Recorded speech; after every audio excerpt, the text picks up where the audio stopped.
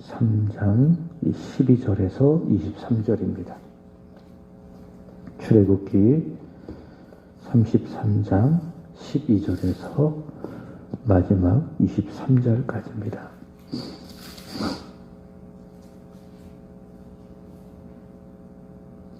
모세가 여호와께 아뢰되 보시옵소서 주께서 내게 이 백성을 인도하여 올라가라 하시면서 나와 함께 보낼 자를 내게 지시하지 아니하시니이다. 주께서 전에 말씀하시기를 나는 이름으로도 너를 알고 너도 내 앞에서 은총을 입었다 하였사온즉 내가 참으로 주의 목전에 은총을 입어 싸우면 원하건대 주의 길을 내게 보이사 내게 주를 알리시고 나로 주의 목전에 은총을 입게 하시며 이 족속을 주의 백성으로 여기소서. 여호와께서 이르시되 내가 친히 가리라. 내가 너를 쉬게 하리라. 모세가 여호와께 아뢰되 주께서 친히 가지 아니하시려거든 우리를 이곳에서 올려보내지 마옵소서. 나와 주의 백성이 주의 목전에 은총을 입은 줄을 무엇으로 알리이까? 주께서 우리와 함께 행하심으로 나와 주의 백성을 천하 만민 중에 구별하심이 아니니까. 여호와께서 모세에게 이르시되 내가 말하는 이 일도 내가 하리니 너는 내 목전에 은총을 입었고 내가 이름으로도 너를 알미니라. 모세가 이르되 원하건대 주의 영광을 내게 보이소서.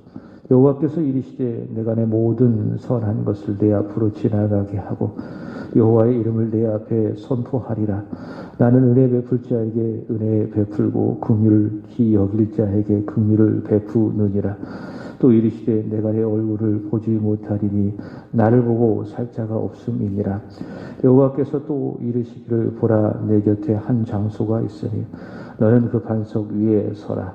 내 영광이 지나갈 때에 내가 너를 반석 틈에 두고 내가 지나가도록 내 손으로 너를 덮었다가 손을 거두리니 내가 내 등을 볼 것이요 얼굴은 보지 못하리라.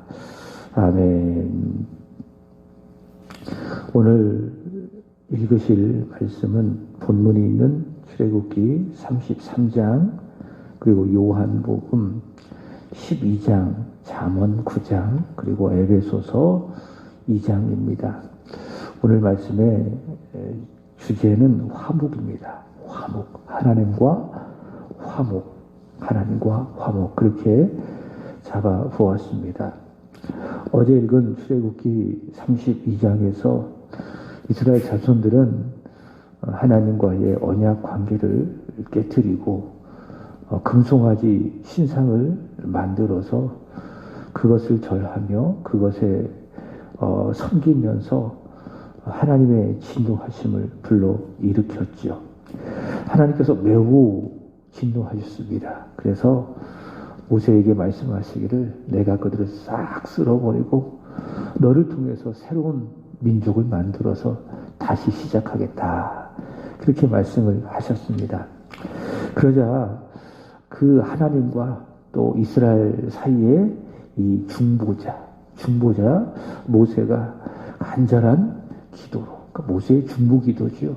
자신을 위해서 드린 기도가 아니라 범죄한 언약을 깨뜨린 이스라엘 자손을 위해서 드린 그 중보 기도로 말미암아 하나님께서 뜻을 돌이키셨지만은 그러나 언약을 깨뜨린 이스라엘 자손들의 이 범죄가 얼마나 컸던지 오늘 함께 읽은 이 출애굽기 33장 말씀을 전체로 보면 여전히 하나님께서 그들을 향하여 진노하고 계심을 알 수가 있습니다. 읽진 않았지만 3절 말씀을 보시면 하나님께서는요 약속하신 바가 있습니다. 또 하나님은 신실하십니다. 그러니까 약속을 지키시는 신실하신 하나님이시죠. 그래서 하나님께서는 약속하신 대로 그들에게 가나안 땅을 주실 것이고 또 그들이 그래서 가나안 땅을 얻게 될 것이지만은 그러나 중요한 게 뭐예요? 하나님이 지금까지는 그들과 동행하셨는데 이제는 더 이상 그들과 함께 가시지 않겠다. 왜냐하면은 그들은 어떤 존재입니까? 여기 보면 목이 뻣뻣하다 이런 말씀을 하고 있죠. 목이 곧다. 이 개역 성경에는 목이 뻣뻣하다. 또 여기에는 목이 곧다 이런 말씀이 나와 있는데 어떤 의미인가 하면 고집이 세다라는 겁니다.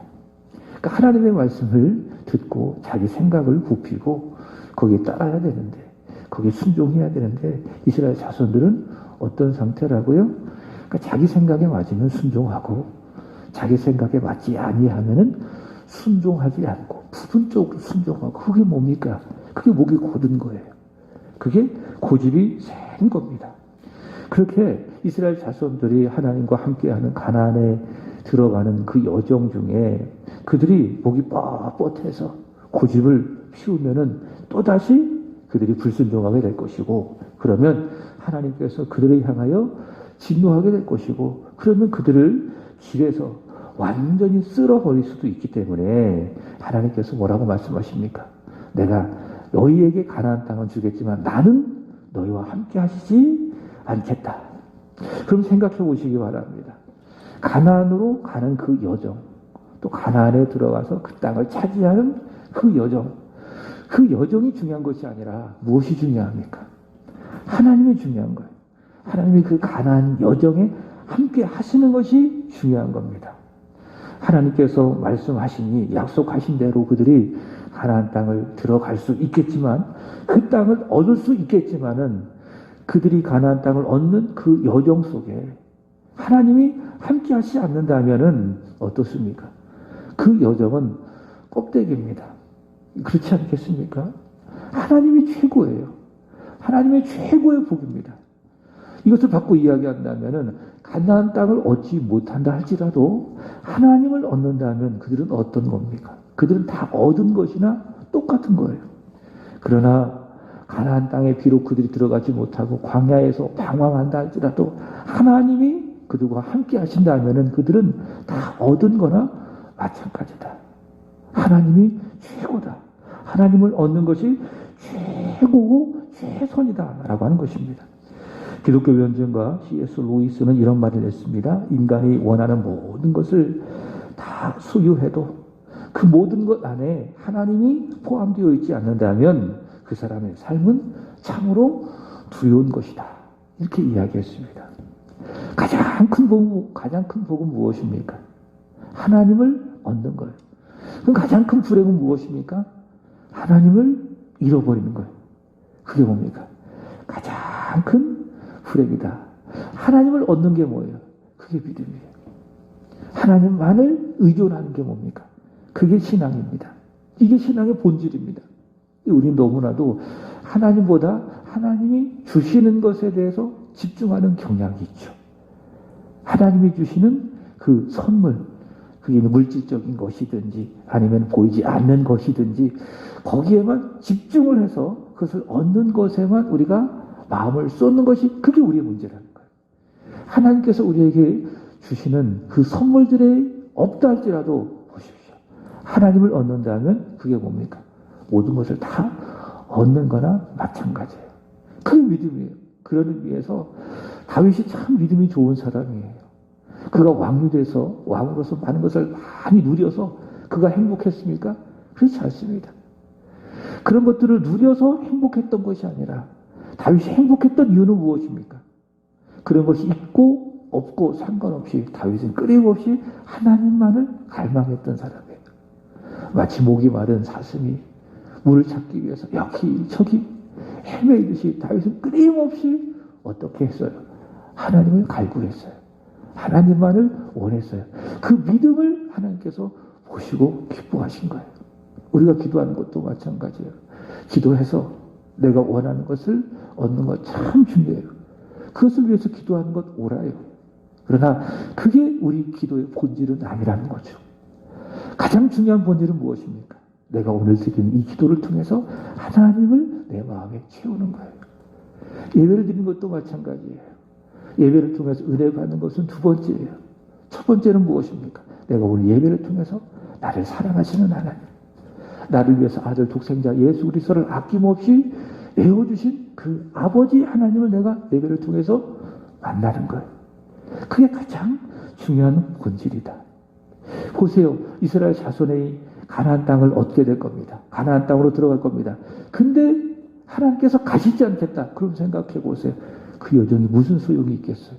가나안 땅을 얻는 하나님이 없다면, 그 땅을 취한들 하나님이 없다면 그게 무슨 소용이 있겠냐 그 말입니다. 근데 그만큼 하나님께서 내가 너희와 가지 않겠다, 범죄한 이스라엘 자손을 향하여 하나님께서 매우 진노하고 화가 났음을 볼 수가 있습니다. 자, 그러자 하나님께서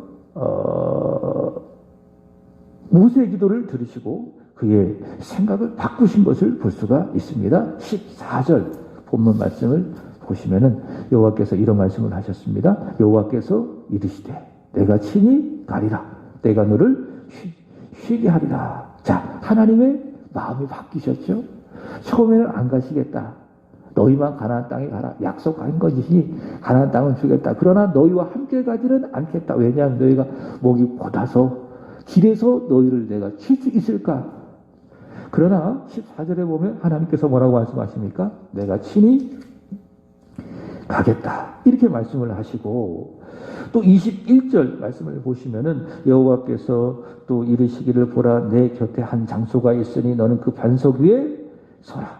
22절 내 영광이 지나갈 때에 내가 너를 반석 틈에 두고 내가 지나가도록 내 손으로 너를 덮었다가 손을 거두리니 내가 내 등을 볼 것이요 얼굴은 보지 못하리라. 무슨 말씀입니까? 하나님이 함께 하시겠다라는 것을 모세에게 보여주시는 거예요. 보여주시는 거예요. 하나님의 영광을 너는 볼 것이다, 이런 말씀을 하고 계십니다. 그러니까 친히 가지 않겠다. 왜? 길에서 내가 너희를 칠 수 있기 때문에. 이렇게 말씀하셨던 하나님이 마음이 바뀌어져서 뭐라고 말씀하시는 겁니까? 내가 친히 가겠다. 그리고 모세야, 너는 나의 영광을 보게 될 것이다. 너는 나의 임재의 영광을 보게 될 것이다. 그것을 하나님께서 말씀하시죠. 무엇을 보여주고 있습니까? 하나님이 이스라엘 자손과 화목했다라는 것을 알 수가 있는 것이죠. 화목. 하나님의 진노가 풀려서 이스라엘 자손이 하나님과 화목되었다라는 것을 상징하고 있습니다. 자, 그렇다면 이런 의문이 생기죠. 어떻게 하나님과 이스라엘 자손이 화목하게 된 것인가? 말씀드렸던 것처럼 하나님과 이스라엘 자손 사이에 지금 누가 있어요? 모세가 있잖아요. 그 모세는 하나님과 이스라엘 자손 사이의 중보자예요. 중보자. 이게 이런 말이 맞는지 모르겠지만 공인중개사라고 이야기하죠. 내가 집을 딱 계약을 해야 되는데 내가 집주인을 직접 만나지 아니하고 공인중개사가 나와 그 집주인 사이에 있어서 잘 이런 계약이라든가 이런 것들을 조절하잖아요.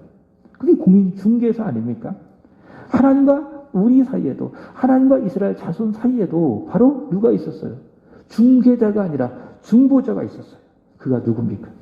모세. 그러니까 모세가 하나님 앞에서 이스라엘 자손을 위하여 중보 기도를 하는 거예요. 간절히 기도한 겁니다.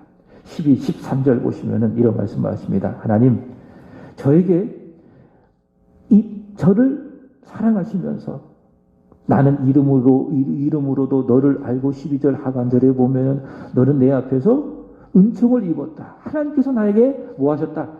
말씀하셨습니다. 저를 안다고 말씀하셨어요. 그리고 하나님께서 하나님 앞에서 제가 은총을 입었다고 말씀을 하셨어요. 그리고 13절 하나님, 제가 참 하나님 앞에서 은총을 입었다면 주님, 주의 길을 내게 보여주세요. 그리고 내게 주님을 알려주세요. 나로 주의 목전에서 은총을 입게 하셔서, 그 다음 말씀이 중요합니다. 이 족속을 주의 백성으로 여겨주세요. 무슨 말씀입니까? 친히 가시지 않겠다라고 말씀하지 아니하시고 이 백성과 함께 가주세요. 하나님이 가시지 않는다면은 가나안 땅으로 가는 그 여정이 무슨 소용이 있겠어요? 하나님께서 함께 하시지 않는다면 우리가 가나안 땅에 젖과 꿀이 흐르는 그 땅을 얻은들 그게 무슨 소용이 있겠습니까? 하나님, 저한테 은총을 입었다고 말씀을 하셨으니 다시 한번 이 족속을 불쌍히 여겨주셔서 이 백성을 주의 백성으로 여겨주세요. 지금 뭐하고 있어요? 하나님 앞에 중보기도를 하고 있어요. 자, 그랬더니 14절 하나님이 그 모세의 중보기도를 들으시고 즉시 응답하십니다. 뭐라고 말씀하십니까? 내가 친히 가리라. 내가 너를 쉬게 하리라. 하나님이 그렇게 말씀하셨습니다. 아무래도 이 모세가 굉장히 마음이 졸였던 것 같아요. 이 백성을 싹 쓸어버리고 모세를 통해서 새로운 민족을 통해서 다시 시작하겠다. 이 하나님의 황송한 말씀을 듣고 모세의 마음이 굉장히 졸였던 것 같아요. 그리고 또 하나님께서 이 백성을 용서하지만은 그러나 저들과 함께 갇히지 않겠다라는 그 말씀을 들었을 때에 모세가 또 굉장히 마음에 큰 어려움을 겪었던 것 같아요. 그러니까 마음이 쉴 새가 없는 거예요. 하나님이 이렇게 말씀하시니까. 근데 모세가 하나님 앞에 중보 기도하잖아요. 그랬더니 하나님께서 들으시고 그 뜻을 돌이키면서 뭐라고 이야기합니까? 내가 친히 가겠다. 이제 마음 졸이지 마. 너의 마음을 내가 이제 쉬게 하겠다. 그렇게 말씀을 하십니다. 그러자 모세가 또 기도합니다. 주님 감사합니다. 그렇다면 주께서 친히 가겠다라고 것을 어떻게 저에게 알게 하실 것입니까? 그랬더니 하나님께서 말씀하시는 것이 무엇이에요? 임재의 영광을 보여주시겠다. 그게 읽었던 20절부터 23절까지의 말씀입니다. 자, 바로 이런 모세의 간절한 중보기도, 하나님의 약속의 말씀을 기억하고 상기하고 붙들고 하나님 앞에 올려드린 진심 어린 중보기도, 이 중보기도가 있었기 때문에 하나님께서 이스라엘 자손을 향한 진노를 거두시고 하나님과 이스라엘 자손이 어떻게 된 겁니까? 화목하게 된 것입니다. 화목하게 된 것입니다. 자, 그런데요, 이렇게 화목하게 하도록 중재한 인물, 중보한 인물은 바로 모세인데, 이 모세는 상징하는 바가 있습니다. 모세는요, 누구의 그림자입니까? 장차 오실 예수님의 그림자예요.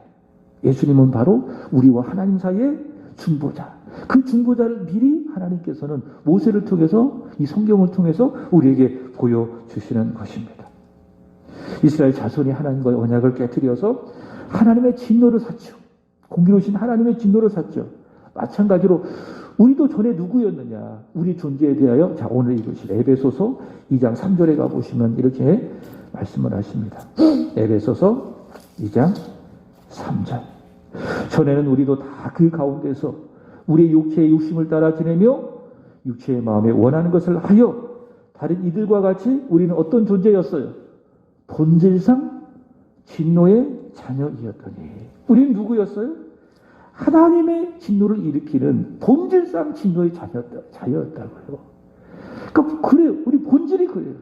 우리 본질이 늘 악하고 약하고 하나님이 기뻐하시는 것을 하는 그런 존재가 아니라 어떤 존재였어요? 늘 하나님의 마음을 아프게 해드리는, 하나님의 진노를 일으키는 문제아였다고요. 문제투성이었다고요. 왜요? 우리의 육체의 욕심을 따라 살아가며 마음에 원하는 것을 하며. 그래서 여러분, 내 마음대로 살아가는 게 그게 결코 좋은 게 아닙니다. 탕자가 아버지를 따라 마음대로 살아갔죠. 육체적이고 쾌락적인 삶을 살아갔죠. 자기한테는 좋아요. 그러나 후에 보면은 자기한테도 좋지 아니하고 하나님 보시기에도 그게 악한 거예요. 내 마음에 원하는 걸 하는 것이 결코 좋은 게 아니다. 유익한 것이 아니다. 우리는 어떤 존재였다고요? 본질상 진노의 자녀였다라고 하는 겁니다. 그게 우리였어요. 그런 상태가 또 어떤 상태입니까? 2장 1절 보면 허물과 죄로 죽은 상태예요. 하나님의 진노를 불러일으키는 본질상 진노의 자녀, 허물과 죄로 죽은 우리의 상태. 그죠? 이게 구원받기 전에 우리였어요. 하나님과 불화하는, 그래서 하나님과 불화할 수밖에 없는 우리 존재였어요. 이스라엘 자손이 금송아지 신상을 만들어서 하나님의 진노를 사서 하나님과 불화했던 것처럼 우리도 역시 예수 믿기 전에는 어떤 상태였다고요? 허물과 죄로 죽었다. 본질상 하나님의 진노를 일으키는 진노의 자녀였다. 자, 그런 우리가 2절을 쭉 읽다가 보면 이런 말씀이 있습니다. 16절 보시면 이런 말씀입니다. 또 십자가로 이 둘을 한 몸으로 하나님과 화목하게 하려 하십니다. 자, 보세요. 이 말씀 속에 무엇을 주목해야 됩니까? 화목. 우리가 어떻게 되었다? 하나님과 화목되었다. 그렇게 말씀하고 있습니다. 2장 19절 또 보시면, 그러므로 이제부터는 너희는 외인도 아니요 나그네도 아니요 오직 성도들과 동일한 시민이요 하나님의 권속이라. 하나님과 화목되었기 때문에 우리의 신분은, 우리의 상태는 어떤 상태? 이제는 더 이상 하나님의 본질상 진노의 자녀가 아니라 하나님의 자녀로서 우리는 하나님의 성도요 하나님 나라의 시민이요. 여기 보면 하나님의 권속이라 이렇게 말씀하잖아요. 권속이 뭐예요? 가족이라는 거예요. 가족. 하나님의 나라의 가족과도 같다. 어떤 말씀입니까? 우리와 하나님 사이가 화목되었다라고 하는 겁니다. 자, 그럼 이런 생각을 해보죠. 어떻게 우리와 하나님 사이가 본질상 진노의 자녀였는데 목이 곧아서 늘 하나님의 진노를 일으키는 그런 본질상 진노의 자녀였는데 왜 우리는 하나님과 화목되어졌는가? 우리는 어떻게 하나님의 나라의 시민이요 권속이 되어졌는가? 어떻게 되는가? 바울은 설명하는 거예요. 뭐라고 설명하는가 하면은 14절입니다. 이런 말씀이 있습니다. 그는 우리의 화평이신지라 둘로 하나를 만드사 원수된 곳 그 중간에 막힌 담을 자기 육체로 오시고 하나님과 우리 사이의 그 불화, 이 불화가 뭐예요? 죄잖아요. 이 죄를 하나님께서 하셨다. 어떻게 오셨어요? 여기 보면 자기의 육체로. 자기 육체가 뭐예요? 십자가의 죽음을 말하는 거죠. 16절 다시 보시면 이 십자가로 이 둘을 한 몸으로 하나님과 화목하게 하려 하십니다. 원수된 것을 무엇으로? 십자가로. 바울은 십자가를 계속 강조하고 있어요. 그러니까 진노의 자녀였던 우리가 어떻게 하나님과 화목할 수 있었느냐? 바로 하나님과 우리 사이의 중보자 예수 그리스도께서 십자가에서 자신의 육신을 버리심으로 말미암아 하나님의 진노가 사라지고 하나님과 우리 사이의 불화가 사라지고 우리와 하나님이 어떻게 되어졌다? 화목하게 되었다. 바로 그 말씀을 하고 있어요. 이스라엘 자손이 하나님과 진노할 수밖에 없었지만 불화할 수밖에 없었지만은 모세가 간절한 중보 기도로 이스라엘 자손과 하나님이 화목되었던 것처럼 그러나 모세와 주님과는 다르죠. 모세는 그저 기도할 수밖에 없었어요. 그들을 위해서 예수님처럼 십자가에 죽을 수 없어요. 모세도 죄인이기 때문에. 그러나 예수 그리스도께서 어떻게 하셨습니까? 본질상 진노의 자녀인 우리를 위하여 우리를 대신하여 십자가에서 자신의 몸을 자신의 육체를 버리심으로 말미암아 우리의 모든 죄 허물과 죄를 죽었던 우리의 모든 죄 하나님의 진노를 일으키는 모든 죄를 다 소멸하시고 하나님과 우리 사이에 그 불화할 수밖에 없는 모든 죄의 요소들을 다 하나님께서 소멸하시고 그래서 하나님과 우리 사이가 어떻게 되셨습니까? 화목하게 되었다라고 하는 겁니다. 자, 이 화목을 위해서 예수님께서 이렇게 하셨어요. 요한복음 12장으로 한번 가보시면은 예수님이 이런 말씀하셨죠. 미랄이 되셨다. 이렇게 말씀하고 있습니다. 내가 진실로 12장 24절 진실로 너희에게 이르노니 한 알의 밀이 땅에 떨어져 죽지 아니하면 한 알 그대로 있고 죽으면 많은 열매를 맺느니라. 예수님께서 어떻게 되셨다고요? 한 알의 땅에 떨어져 죽으시는 미랄이 되셨다. 십자가에서 자신의 생명을 버리심으로 말미암아 많은 열매를 맺었다. 오늘 말씀에 의한다면 하나님과 우리 사이를 화목시키셨다라고 하는 말씀입니다. 잠언 9장에 한번 가보시면 우리로 하나님과 화목하게 하신 그리스도를 이제는 얻어라. 그리스도를 믿어라. 그리스도를 알라. 그 말씀을 하고 있습니다. 어제 말씀을 정했죠. 잠언 8장에서도 그렇지만 이 9장에서도 지혜라고 하는 것은요. 그저 우리가 이 세상을 살아가면서 조금 유익하게 편리하게 살아가는 그런 세상적인 의미에서 지혜가 아니라 지혜는 뭐예요? 지혜가 의인화되었다고 이야기했죠. 지혜는 그 정체가 뭡니까? 바로 그리스도를 의미하고 있습니다. 여기 9장에서도 마찬가지예요. 6절 말씀을 보시면 어리석음을 버리고 생명을 얻으라 명철의 길을 행하라 하느니라. 이것을 복음의 관점에서 보면은 그리스도를 얻어라. 그리고 무엇을 얻어라? 생명을 얻어라. 그리스도를 얻지 못하는 지혜의 그리스도를 얻지 못함으로 말미암아 멸망에 이르지 말고 지혜의 실체이신 지혜이신 그리스도를 얻어서 무엇을 얻어라? 생명을 얻어라. 이런 말씀을 하고 있습니다. 오늘 말씀의 주제에 의한다면 본질상 진노의 자녀인 너희지만은 그러나 그 진노를 십자가로 소멸하신 그리스도를 얻어라. 그리고 생명을 얻어라. 그렇게 말씀하고 있는 것입니다. 그렇게 하나님과 그리스도를 얻음으로 말미암아 화목된 자는 어떻게 살아가느냐? 인생 최고의 삶을 살아가요. 인생이 누릴 수 있는 최고의 복을 누려요. 그것이 무엇입니까? 10절입니다. 여호와를 경외하는 것이 지혜의 근본이요 거룩한 자를 아는 것이 명철이니라. 이게 뭐예요? 인생이 살아가는 최선입니다. 무엇입니까? 여호와를 경외하는 것. 그리고 하나님을 아는 거예요. 이게 뭡니까? 우리의 인생, 우리 신앙의 최고의 목표에 도달하는 것입니다. 그래서 이 잠언도요, 우리가 예수의 관점으로 읽어야 이 잠언도 은혜가 되는 거예요. 그저 그냥 지혜롭게 이렇게 살아가는 것이 참 좋구나 이런 관점에서 읽지 말고 누구를 중심으로? 예수, 복음을 중심으로 이 잠언을 읽어야 이 잠언도 은혜의 말씀, 하나님의 말씀, 복음이 되는 것입니다. 자, 마지막으로 이렇게 우리가 하나님과 화목되었어요. 여호와를 경외하는 삶을 살게 되었어요. 신앙의 최고의 목적인 줄 알고 그렇게 살아가게 되었습니다. 이제 우리는 어떻게 하나님 앞에 구체적으로 살아가야 될 것인가? 오늘 이것이 요한복음 12장으로 한번 다시 가보시면은 거기에 답이 나와 있습니다. 요한복음 12장 3절의 말씀을 보시면은 마리아는 지극히 비싼 향유, 곧 순전한 나드 한 근을 가져다가 예수의 발 아래 붓고 자기 머리털로 그의 발을 닦으니 향유 냄새가 집에 가득하더라. 예수님께 자신의 소유, 자신을 깨뜨려서 아낌없이 드린 것이죠. 얼마나 감사합니까?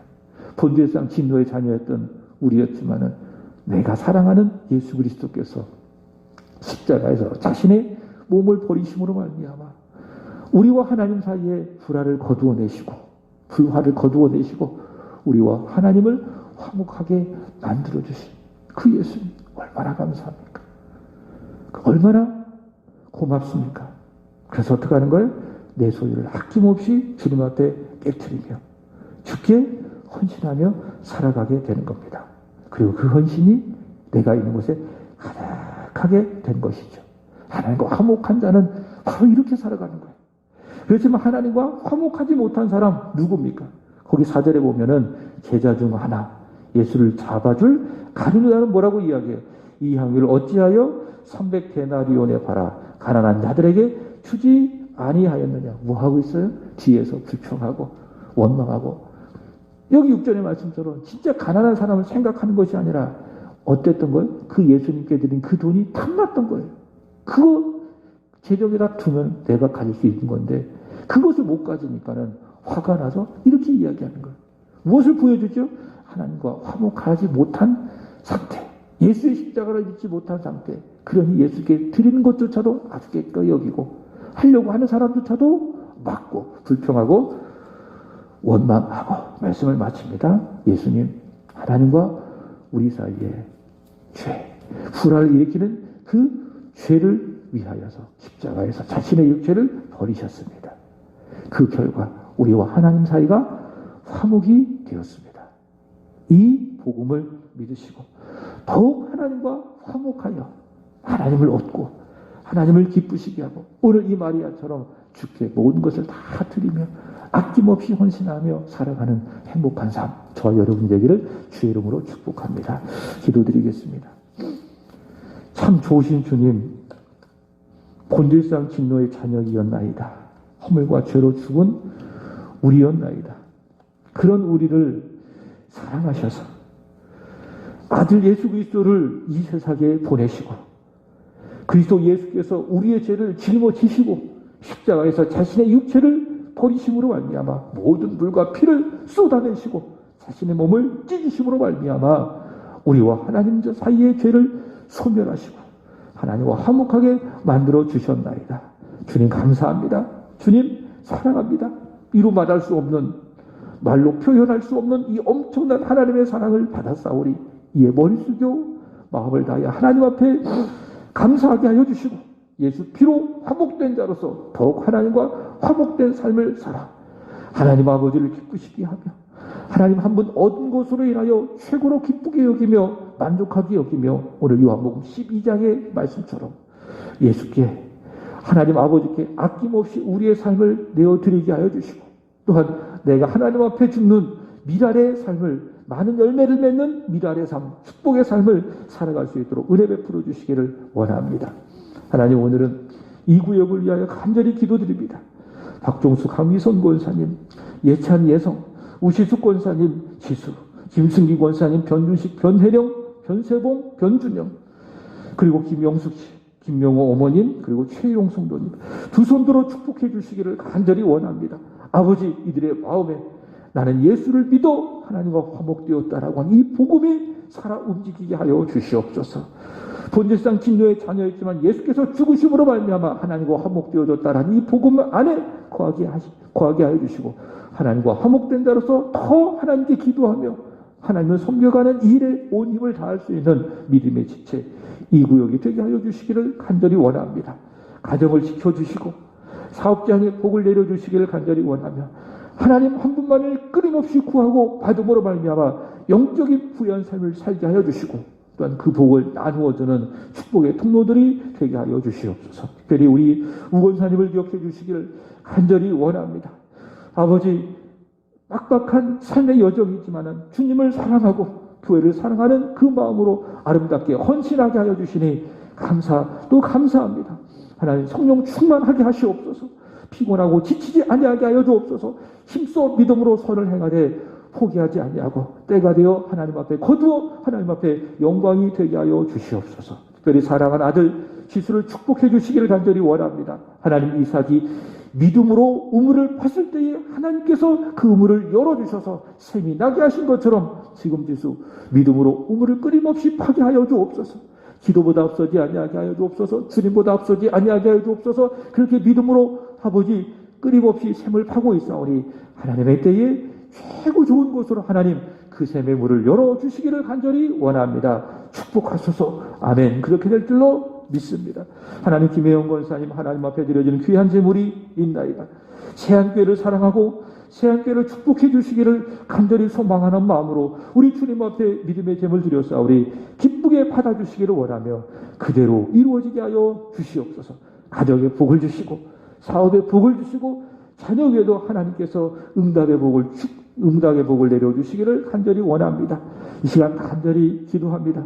하나님과 화목된 자로서 믿음으로 담대히 아버지께 나아가 믿음으로 구하게 해주시고, 오늘 모세가 기도하였던 것처럼 모세에게 하나님께서 약속하였던 것처럼 기도로 통하여 주의 영광을 바라보는 은혜의 시간, 천국의 시간, 오늘 이 새벽이 되게 하여 주옵소서. 오늘 하루도 우리의 삶을 하나님의 손에 맡겨드리나이다. 코로나로부터 여러 가지 많은 세상 어려움으로부터 우리를 지켜 구하여 주시기를 원하며 믿음으로 승리하는 복된 한날, 은혜의 한날 우리 모두가 되게 하여 주옵소서. 예수 그리스도의 이름으로 감사하며 기도합니다. 아멘. 하늘에 계신 우리